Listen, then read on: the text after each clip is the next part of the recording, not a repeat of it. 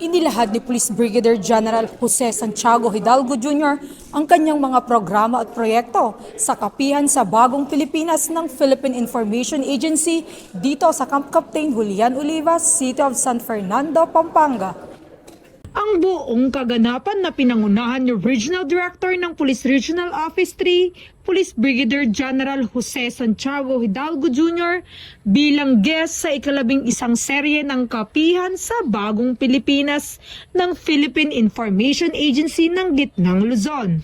Dahil dito ay buong suporta ang ibinigay ng kanyang mga regional staff, provincial at city directors upang masaksihan at suportahan ang ama ng pulisya ng Gitnang Luzon.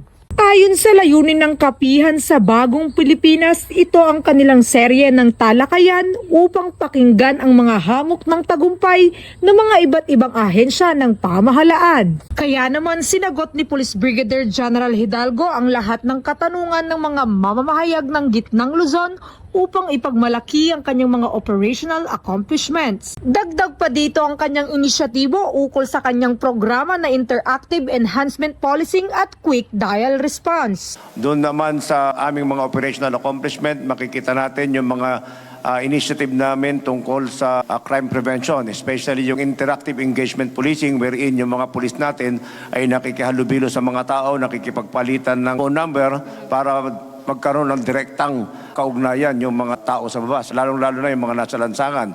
Gayon din yung quick dial, quick response natin, ito ay natatangi lamang dito sa Region 3. Ito naman ay yung pag-encourage natin sa mga business establishment, sa mga negosyo, gasolinahan, pawn shop, mga bangko, na mag-enroll sa isang hotline namin na hindi na kailangan magkipag-usap, tatawagan lang nila, hindi nila kailangan magkaroon ng pag-uusap, malalaman na namin na sila ay nasa emergency situation, makakapagpadala kami agad ng responde sa kanila. Itinampok din nito ang moral and welfare ng kanyang mga tauhan na kung saan nagtalaga ng Psychological Intervention Unit sa mga Police Provincial and City Offices ng Police Regional Office 3. Iba pa dyan ay yung pag-a-address natin sa mga psychological condition ng ating mga tauhan. Yun na ngayon sinasagawa namin yung spasms. I think napakahalaga nito dahil hindi natin alam kung ano yung pinagdadaanan ng mga tao natin.